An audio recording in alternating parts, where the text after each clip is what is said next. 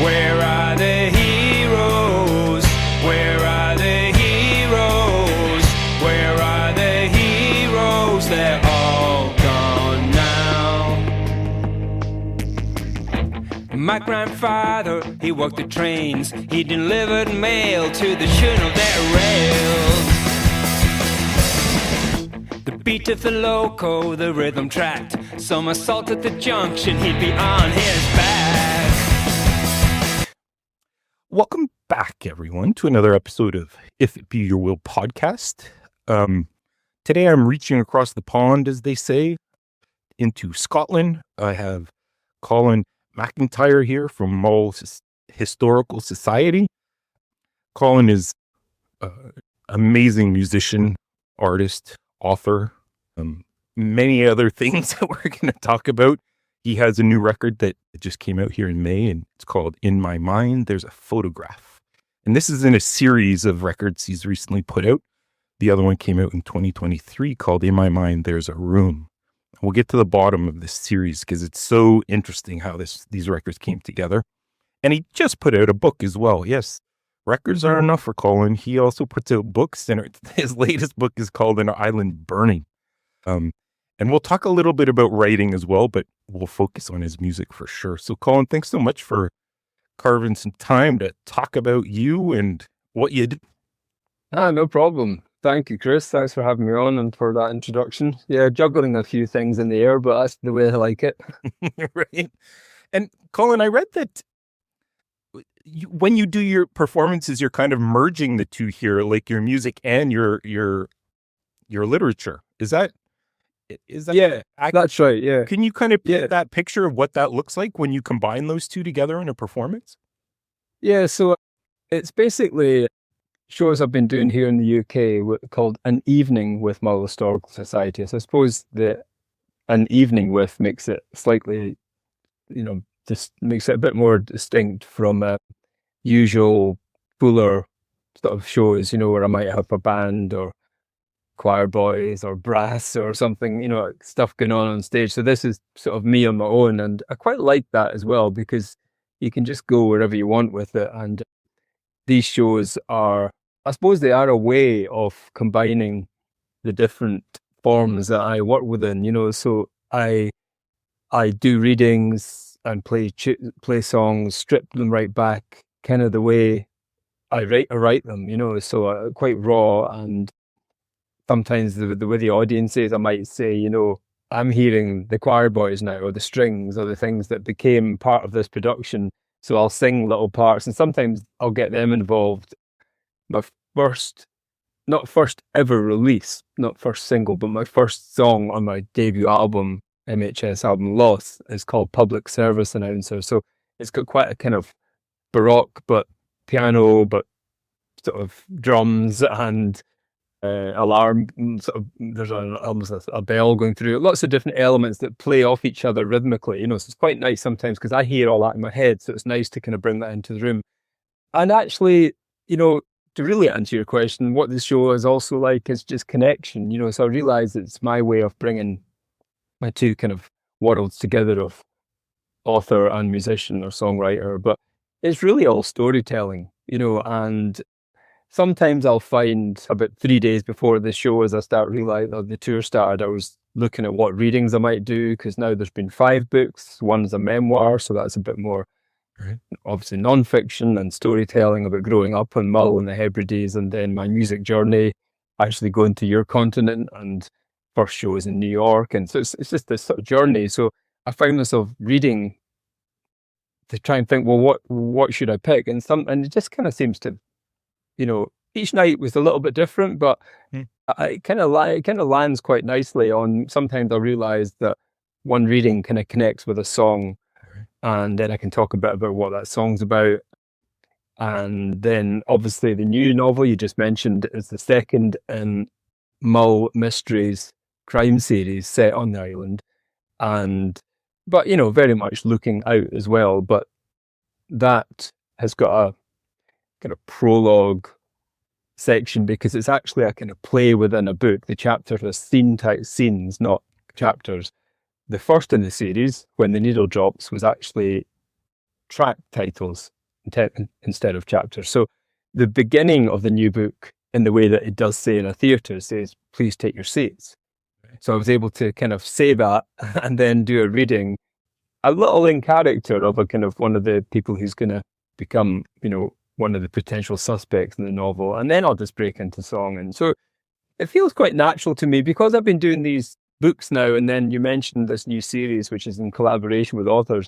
I'm doing quite a lot of literary festivals where I'm bringing a bit of music to literary festivals, so these tour I've just done is a little bit kind of birthed out of that, where I've kind of already been combining two things. Yeah, interesting. And Colin, like when you're processing each of these, I mean, I don't want to call them different because I'm sure that they're so intertwined with each other. Did one start before the other? Did you start like recording songs and then authorship came into view, or have they been kind of happening simultaneously throughout your career? Well, they've been happening simultaneously for the last probably, 15, 16 years, but is that long? Well, no, I was first published 2014 as an author, but so a bit less than that. But the to answer your question, the music came first because growing up on the island of Mull, which is Mull in case my accent's throwing anyone off, I was surrounded by music and literature really, because one side of the family were the island's plumbers, but musicians, and they had a covers band. And in fact, the tour I've just done, I did go from London back home to Mull and then somewhere in the UK, but it was nice to go back to the room I first started performing in. And my uncle actually was there, and it was really special to kind of do a tribute to him. But they had this covers band that, in the kind of late 80s, early 90s when I was a teenager, and they played all these amazing songs, and I thought they were theirs, but they belonged to people called Paul and John and Neil Young and Bob, and so but it was a great grounding, and growing up where I grew up might be similar in some regional parts of Canada, or there was no record shop or cinema, or the venue was the town hall, but 3,000 people on the Isle of Mull, maybe 2,500 then. So anyway, yeah, it was a bit of an maybe unconventional sort of beginning, but I was lucky I had all that around me. My other side of the family are all writers. So my grandfather, on that side of the family, was the island's bank manager for 30 years and still known. I mean, he passed away many years ago, but he's still known as the Bard of Mull because he was also the island's poet. So if you imagine the bank flat, if anyone wants to Google Tobermory Main Street, it's one of the most picture postcard, colourful seafronts in Scotland. The tourist board use it all the time, but above the bank, he lived with my grandmother for about 50 years.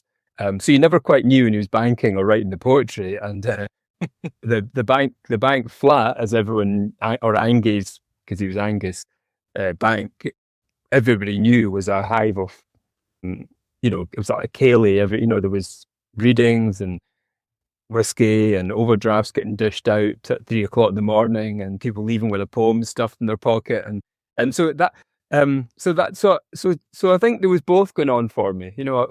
Music definitely was the thing. Because my uncle's band, I think I was just obsessed with these objects that I realised were guitars, and in my memoir, that's actually just because it's been quite recent. That's some of the revisiting, a lot of those memories, and then. Yeah, by the time, then music really started to happen for me. Mull Historical Society started to kind of seem to, something was changing, something I could tell, things were starting to move. I was actually studying in Glasgow then, so Glasgow was a big part in it. And then those early days of touring, I just started writing loads of short stories. I think I'd always sort of written a bit of poetry, and I always liked, and I just started self-schooling myself, from Raymond Carver, before we came on air, we were talking about Alistair MacLeod, the kind of great sort of Newfoundland kind of poet, short story writer, and all these people. I just started school. Whoever won the Booker that year, the Booker Prize, I would just get the top 10 books and read them. And I think I was just kind of self-educating, and somewhere along the way, that I felt like what I was writing was starting to come from the same place as my songwriting, which hopefully but then was, you're always learning, but I'd written hundreds of songs as a teenager. So I suppose by the time I was properly touring, I was touring with bands like Elbow, The Strokes, Tindersticks, REM, and I had this amazing sort of beginning of supporting loads of bands, and I was determined not to be in kind of Norwich town centre or Leeds and just be writing songs about the tour, so I just started writing all these stories, and I wouldn't say then any of them were ready for necessarily being published, but it led to then starting to feel like things were coming together and starting to understand the kind of form and the craft of writing on the page, and where I could learn, where I could sort of crisscross between songwriting and book writing. Yeah. I mean, Colin, did you have a distinction between when it was a poem and when it was going to be a song? Like, was the intention always there, or sometimes would it get kind of gray areas that I think that's a good poem, this would be a great song as well? Like, how do you manage kind of determining what was what? Oh, well, if you'd asked me that probably maybe 10, 15 years ago, I'm not sure how clear I would have been. But I think now I feel like I can look at some of my songbooks and those early Mull Historical sort of songs that started to kind of form this identity. I'm not saying I was reinventing the wheel, but I do know something shifted then when I was writing songs that became that kind of first album that, you borrow from different places, but actually it just felt like I was starting to find my own identity and using this historical society from the island and, stealing their name just kind of gave me this sort of identity, something that I could get my teeth into. And so I think gradually I did realize that actually some of the lyrics would be almost poetry, In fact, I mentioned the song Public Service Announcer if anyone wants to look up the first song on my debut album, Laws. And it's actually, it's kind of boom, bap, boom, boom, bap. It was from the music, but prompts me a bit, and you remember. So there was a lot of crossover. I think novel, piece of work. I mean, I'm doing a few things, but I'm not a sculptor. But if I was, I would imagine novel writing is a bit like having this big lump of granite, and you're chipping away to see what shapes in there, and you might spend 25,000 words on it and then think, this isn't quite flying. Whereas I would say with a song, I think I probably know, I don't know, it's just this feeling I get. I know, it's like a spark, I know kind of instantly if something's worth, not worth, but, is going to be, worth continuing with, or so. But I think what I've realized is when it feels authentic and there's some form of truth in it, then that, whatever the form, that's the kind of barometer for me. Right. And you were saying too that you had, 300 songs that you had, maybe ideas or rough ideas. Like, Lost was such an amazing record when it first came out. And I mean, to this day, I listen to it again and it feels so relevant, it has aged so well. How did you choose those songs of all the songs, like, that you wanted to put this record together? Like, was there an idea behind what you were trying to get across with the record? Yeah, very good question. Yeah, I think so. I'm actually quite I'm quite sort of definitive with creativity in a way. I think that was the thing with the early days of book writing. I would find it quite hard to throw away material, whereas actually you have to get a bit more brutal with your darlings, as I say, or lose your kill your darlings. And I think actually round about that time, I did start writing this collection of songs, and I always had a group of songs. Like, my mates would always know I had a group of songs even before they were called albums, or they were, anyone else really beyond my circle was hearing them. And but I think there was something around then. You asked, how did I know to select the songs? I think it just became clear that there was a kind of body of work, and one of which two songs really defined that for me.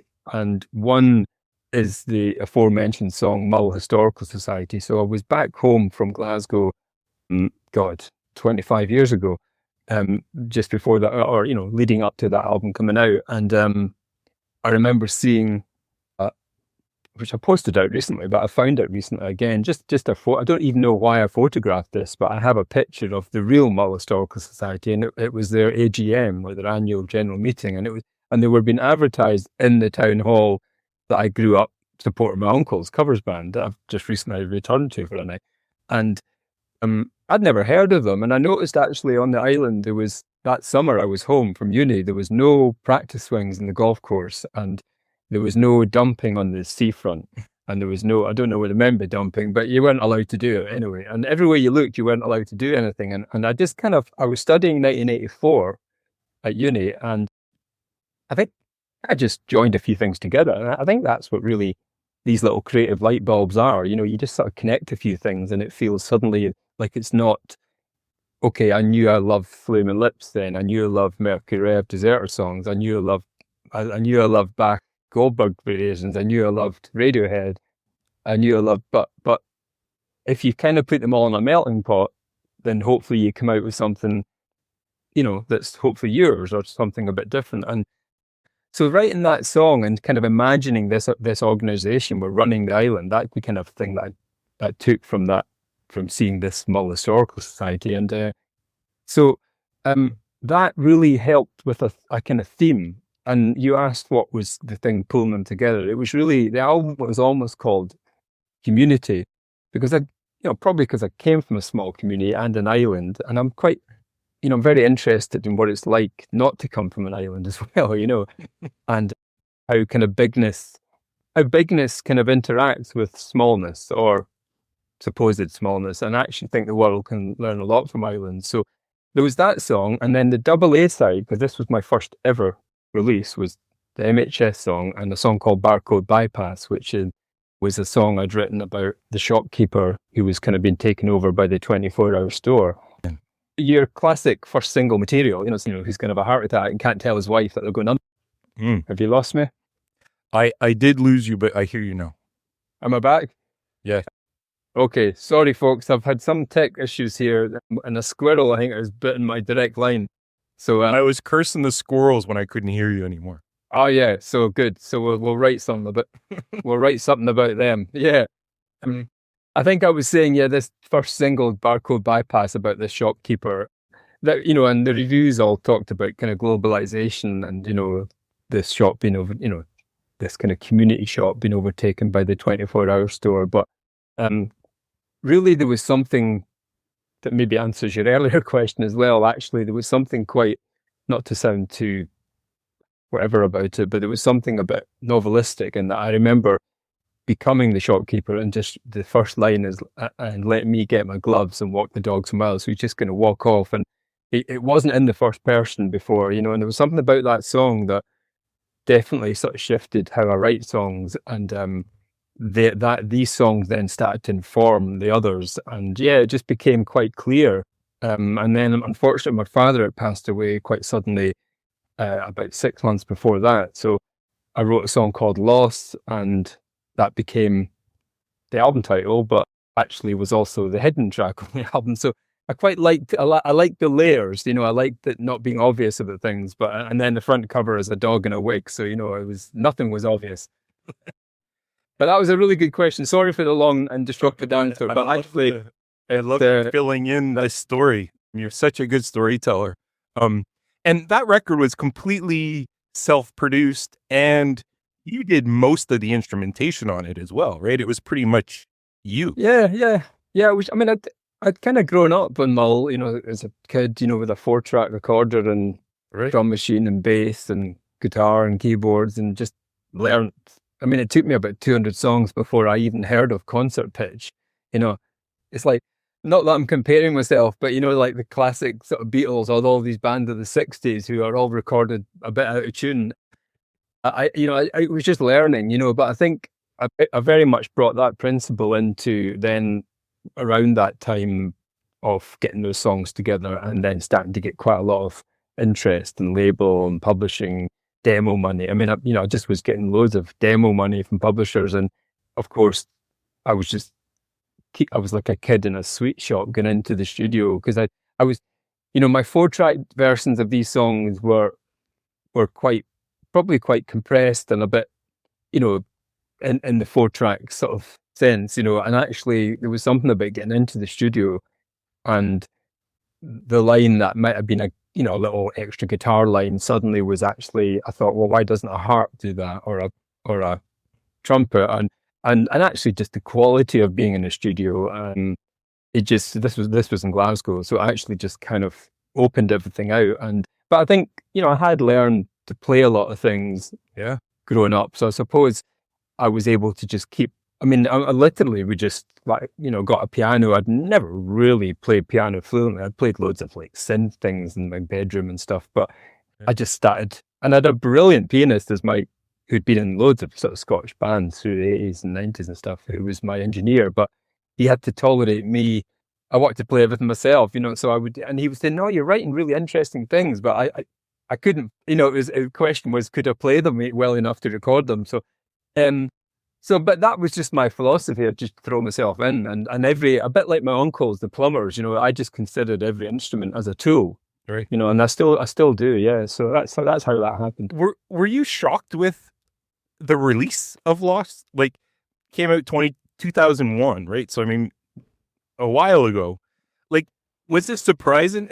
Exactly, in 5 books. Was it surprising, the reaction that record had? Did you anticipate that at all? Or was it wow? Well, if I'd gone from, maybe no single releases, had Barcode Bypass not come out initially before the the album, or, from just no kind of promotion or no coverage. And, I wasn't, I suppose there was quite a nice reception to those early singles, and things were building and the songs were getting kind of closer to the charts, and just, so when the album came out, was I surprised? Yeah, I was still surprised. I mean, I remember actually being in London because I was doing some kind of promotion when the Sunday as the album came out, and getting all the kind of newspapers and music press, and just in the hotel and literally just reading through it all and thinking, well, this has gone well. If it ends now, then that's been good. So I suppose, I would never take it for granted. Yeah, I think I was surprised when, I think there was that period leading up to then I've talked about, when I could tell from bookers in Glasgow or London. I was based in Glasgow, but a lot of the kind of talent spot places in London, to publishers, to labels who maybe I was chasing before, suddenly you could tell people were coming to me, so sort of, I suppose there was various sort of rungs on the ladder, where I was getting prepared. But no, I still didn't expect it to be received maybe as positively, or just some of the nice things people were saying. Yeah, I mean, I suppose you can't be objective really to that at that point. Right. Well, it's super exciting. And I mean, I want to talk about this series that you have. So one of them came out just this year, and the year before. And this is kind of where you were talking about when we started this conversation, about where the songwriter and the author kind of shook hands and said, hey, why don't we collaborate more? Yes. Nice way of putting it. Yeah. What was your objective behind, were you just looking for themes to write stories about? Could it be that? Well, not really, because it was more the shaking hands that you said earlier. So basically what happened, I alluded earlier that the space back home that I kind of spent a lot of my childhood at, my grandfather's feet, who was the poet, and all I mentioned, that flat I mentioned earlier, that was, in the family a lot, and lots of storytelling and characters and people visiting, people like film stars. If somebody was visiting Mull, they'd be sent to this poet bank manager's residence for some whiskey, so it was just a colourful place. Anyway, that place turned into a recording studio by my friend about 4 years ago, and you could have knocked me over. I mean, I'd never, it hasn't really been in the family for about 25 years, the flat, so I hadn't even been back in it.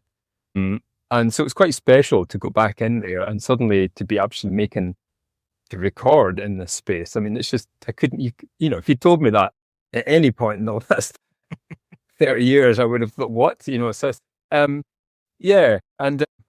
So the idea of the theme wasn't really an accident. I mean, that wasn't my decision that this happened, but it was, my friend said, look, you have to be the first to come up and make some noise in here. And I was like, well, I've been looking for a little while for a way to kind of shape those hands or bring those two worlds together of kind of writing and songwriting. And the idea of going back to the rooms that my grandfather wrote in, and that I spent, a lot of my childhood, I decided to ask some of my favorite authors for words, original words, maybe 30, 40, 50 lines on a significant room to them.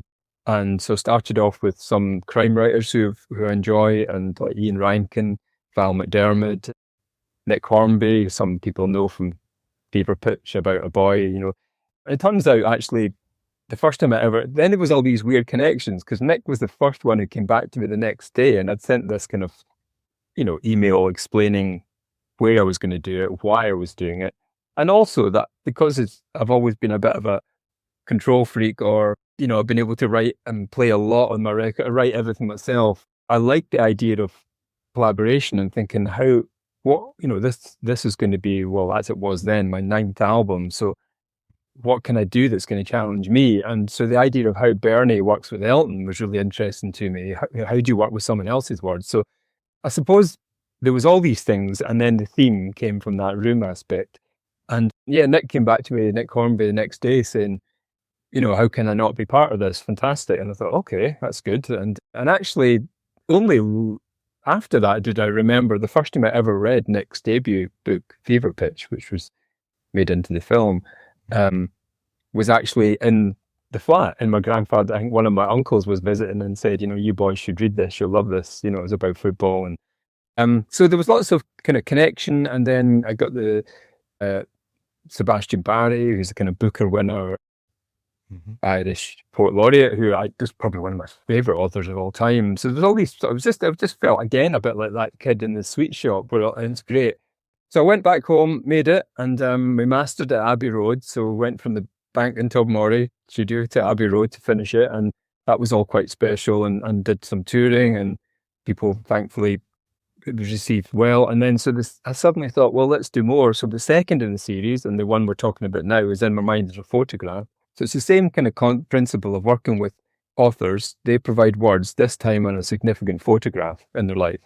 And if they have it, they've given me, most of them I've still got the photograph. So, this time I'm working with another list of authors, Irvine Welsh, many I'll know from Trainspotting, Ali Smith, Alexander McCall Smith, and then people like Ye-Yan Lee, who's a Californian-based Chinese Pulitzer Prize winner, so they've taken me all over the world, really, and this time I've kind of entered their frames, really, and so that's so the theme giving you a window too into exactly through that photograph.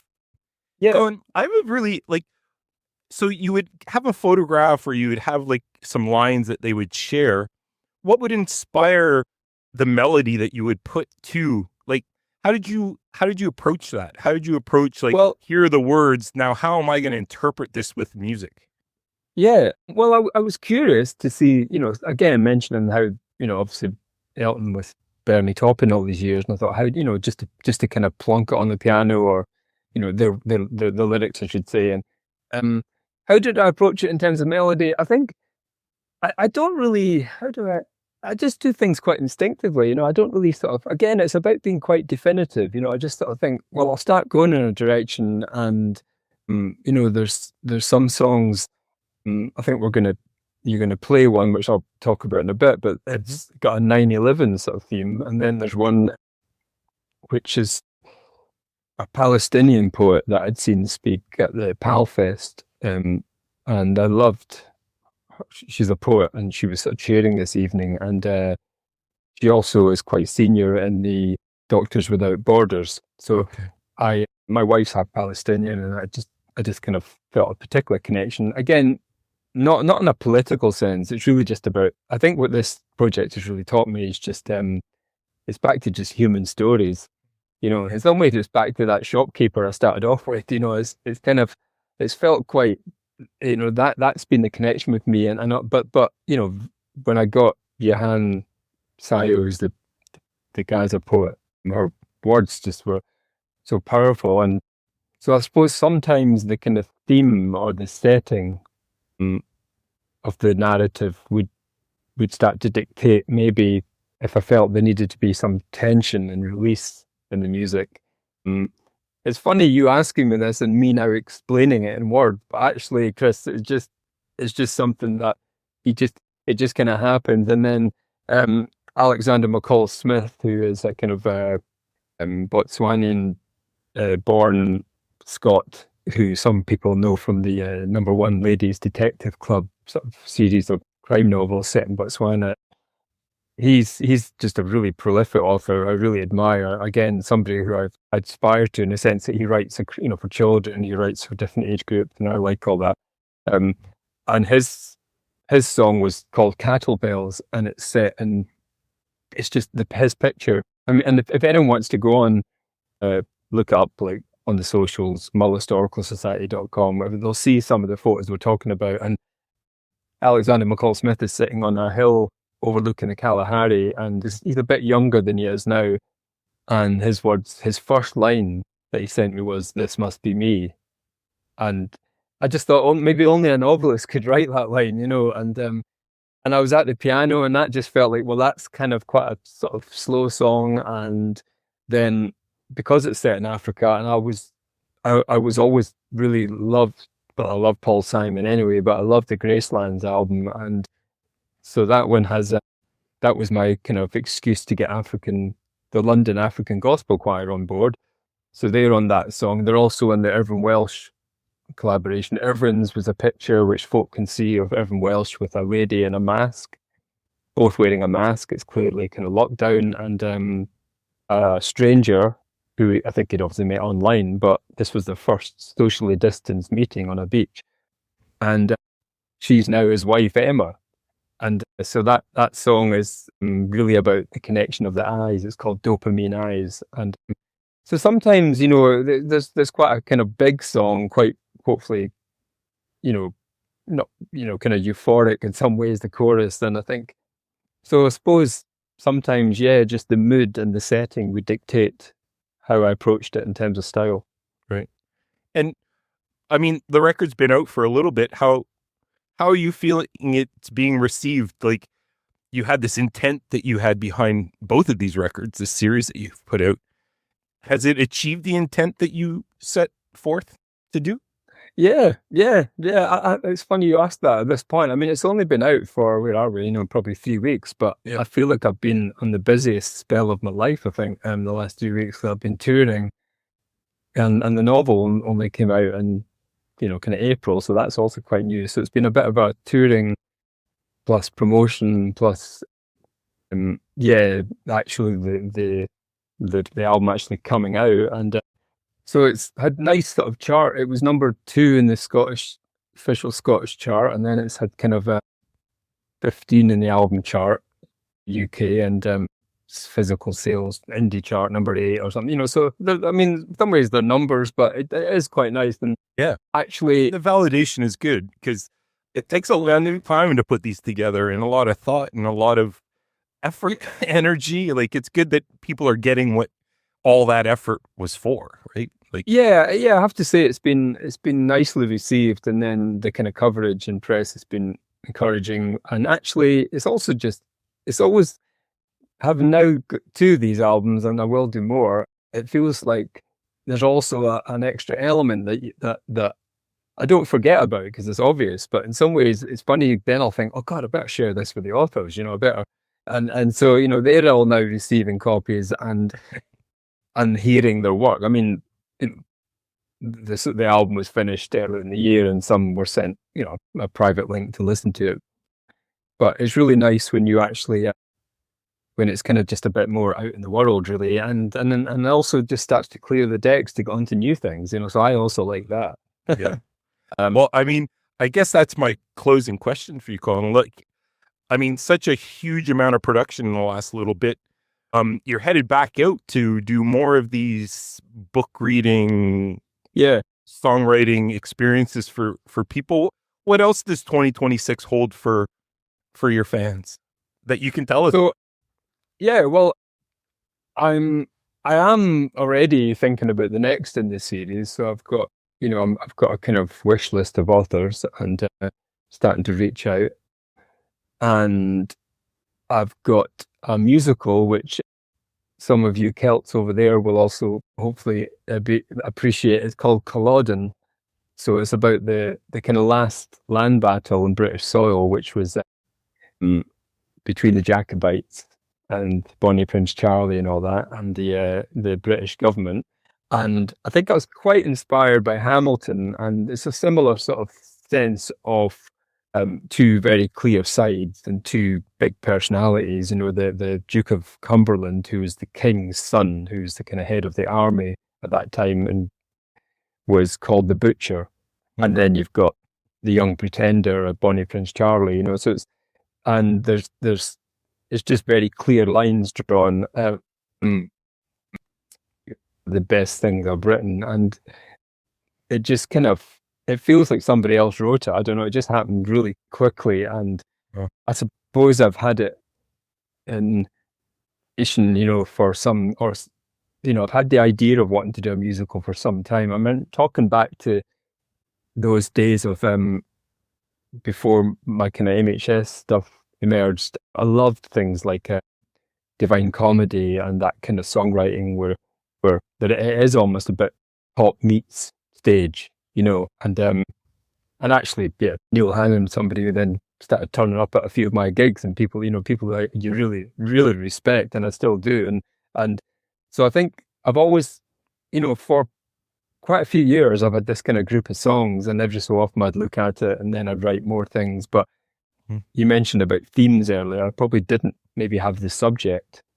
And then, 5-6 years ago, I read a book in Culloden, and I just felt a lot of the ingredients were in it, So that's something that is in development. And I mean, I've got ridiculous amount of balls in the air, or just things that I'm developing, and so more books and more albums, definitely, and that's kind of ongoing, basically. Yeah. Well, I love this fusion that you're doing, and I'm glad to hear that playwriting is finding its way into this mix where the physicality of the body can be seized upon. Yeah, and actually these things often happen accidentally. And my first novel was called The Letters of Ivor Punch, and Ivor Punch is the kind of retired police sergeant on this unnamed island, which is Mull, but I very much wanted it not to be named at that point.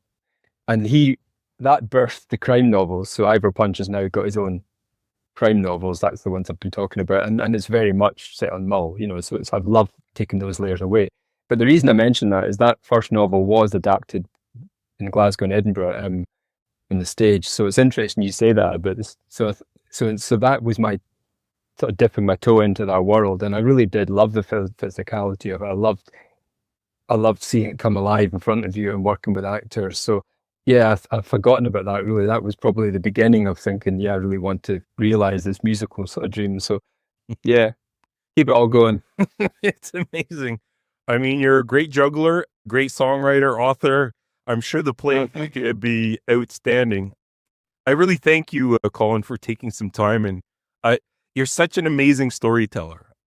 It's reflected in everything that you do. And this conversation has been no different. The stories you've told and the gaps and the questions that I've been throwing at you, it's just been really great to talk with you. Oh, no problem. Thank you. I think your questions have been very thoughtful, and I appreciate that. And I think you wanted to play out on a track of the new album, Never Mind the Photograph. Yeah, and Once Upon a Tightrope, it was what we're going to play on. That's right. You want to lead us out with a little what this is about? Yeah, final story. Yeah, so this is the second track on the album, and the photograph that I received from the author, who is Colin MacIntyre, who some of your listeners will know is a kind of New York-based Dubliner who's won many awards, and I think he's actually collaborating with Sting at the moment, talking musicals on a musical of one of Colin's books. And Yeah, I've always liked how he talks about creativity and writing as much as his writing. So his photograph was a picture of very dusty shoes, and it turns out that they are the shoes that his father-in-law walked out of the second Twin Tower on 9/11 and just made it out. And the first door he arrived at was the first familiar door was, upper East Side Manhattan, was Colin and his wife.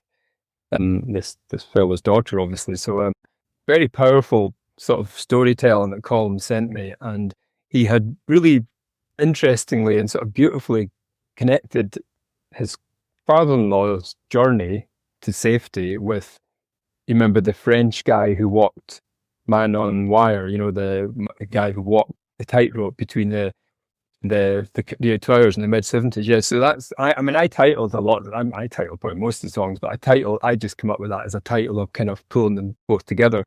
So that was the origin of the song, and that's the author, and it's just kind of documenting the very present day of that sort of horror unfolding, but with Colin's sort of poetry weaving its way through it. Yeah, amazing. Well, listeners, stay tuned. It's going to come on in a second here. Colin, once again, unbelievable. Thank you so much. I've really appreciated this chat, and I wish you all the best in your music, noveling, playwriting. I'd love to continue this conversation down the road. Absolutely. I've enjoyed it. Thank you, Chris. Awesome. Thank you. Nice.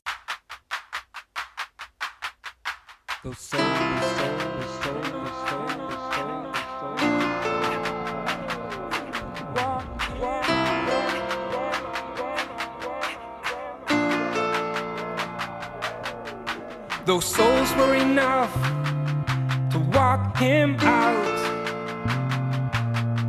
In those shoes of dust, he was alive. In his hands he holds a balancing pole, a mile in the sky, a life tightrope.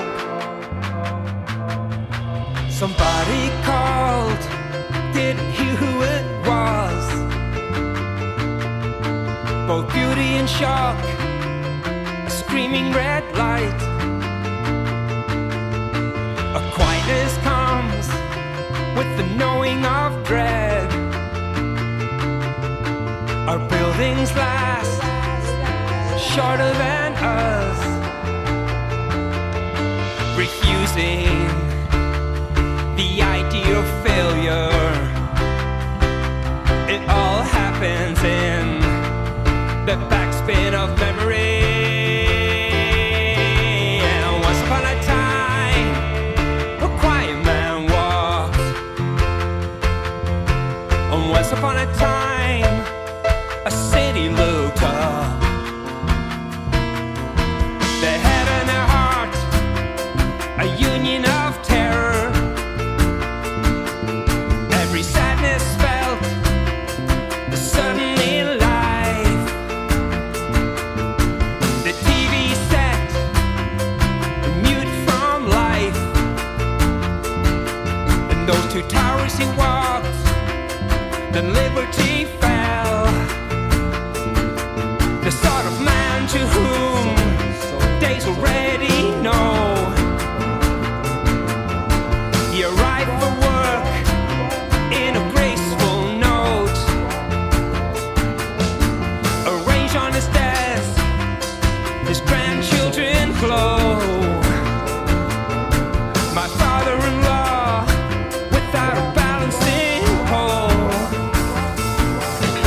The voices fell, all lines cut down, and out on the street there was seeds of love and fear. A commonwealth, despair and loss. It's just a number cursed, 9/11 or not. My wife's back was turned from the TV set.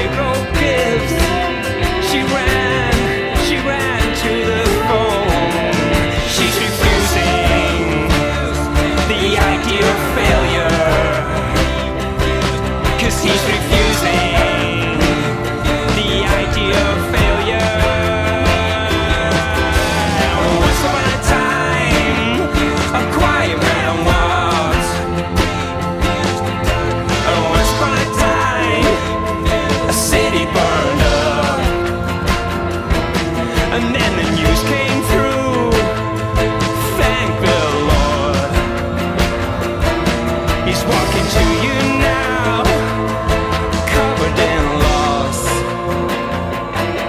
The granddaughter gripped his eyebrow of loss.